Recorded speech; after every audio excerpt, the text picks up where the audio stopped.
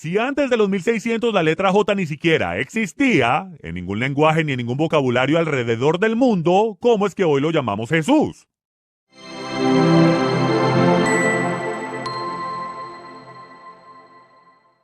La perspectiva cristiana moderna está 2000 años y miles de kilómetros alejada de la cultura de Israel del primer siglo. Esa es la razón principal del por qué es extremadamente difícil de entender la importancia y significado del Evangelio del Reino que Jesús enseñó. Vemos el mundo desde una perspectiva limitada en el transcurso de la vasta historia mundial. Pero para entender el ministerio de Jesús en el contexto de lo que significaron sus enseñanzas para los judíos de su época, a los que fueron criados con las instrucciones de la Torá y estuvieron sujetos a los diversos sistemas religiosos que dominaban al Israel del primer siglo, necesitamos ver los eventos registrados en los evangelios desde su perspectiva. Estaremos regresando a un tiempo mucho antes de que los evangelios fueran escritos a finales del primer siglo. Estaremos volviendo a la época en que nadie lo llamaba Jesucristo. Me sorprende cuando escucho hablar a la gente de Jesucristo como si fuese el hijo del Señor y la señora Cristo. Hablan de Jesucristo como un carpintero y me imagino un letrero de madera fuera de su negocio en Nazaret que dice: Carpintería de José Cristo e hijos. Eso no tiene ningún sentido porque en la versión griega de los evangelios, él es llamado un tectón, un constructor técnico. Y construían con piedra en aquellos días. La madera era escasa y se utilizaba para formas y andamios temporales, pero no para la construcción. Tal vez el letrero decía: contratistas generales, José Cristo e hijos. Los peregrinos trajeron con ellos la Biblia de Ginebra de 1560, cuando comenzaron su colonia en el Nuevo Mundo. Jesús, I-E-S-U-S, era el nombre con el que estaban familiarizados. Y en el nombre de Jesús oraron y recibieron el milagro que les salvó la vida.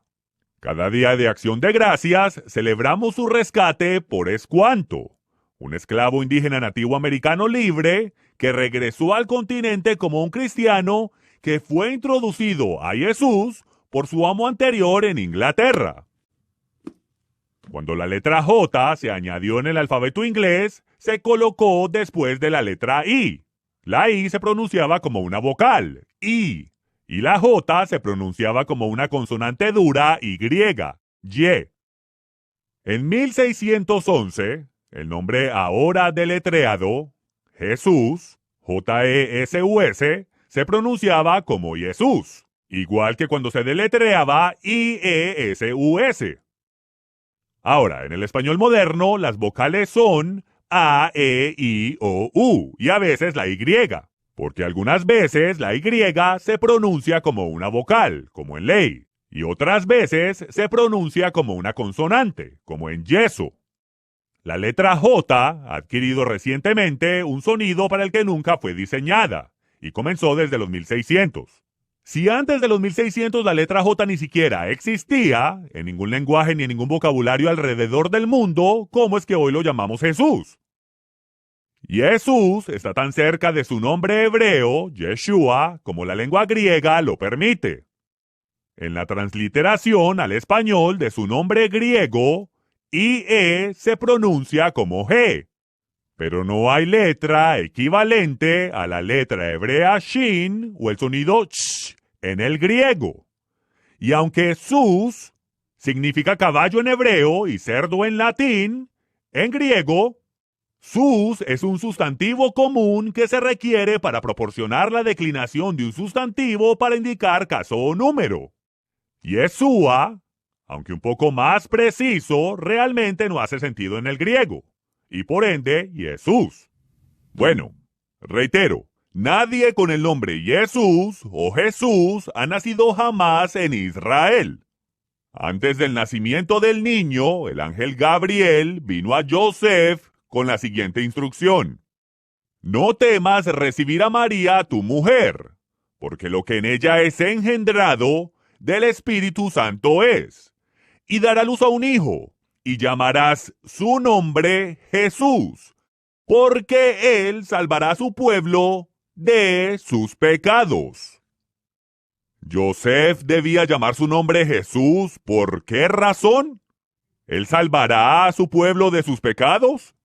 ¿Qué tiene que ver el nombre Jesús con el salvar a su pueblo? Nada en lo absoluto. Ni en español, ni en griego, ni en arameo, ni en ningún lenguaje en el planeta, con excepción del hebreo. En Génesis 3:20 leemos: y llamó a Adán el nombre de su mujer, Eva, por cuanto ella era madre de todos los vivientes. Eso no hace sentido en español. Pero en hebreo es una forma de hablar común del lenguaje, un juego de palabras. Él llamó su nombre Java porque fue la madre de todos los Jai. O en español sería: Adán la llamó Vivi porque fue la madre de todos los vivientes. En el siglo II, Papias, un discípulo del autor del Evangelio de Juan, declaró que Mateo escribió su evangelio en el lenguaje hebreo y varios hicieron su mejor esfuerzo para traducirlo. Historiadores de la iglesia primitiva reconocen ese hecho en sus escritos, y Eusebio, el obispo de la corte de Constantino, dijo que él vio una copia del Mateo hebreo, pero no pudo leerla.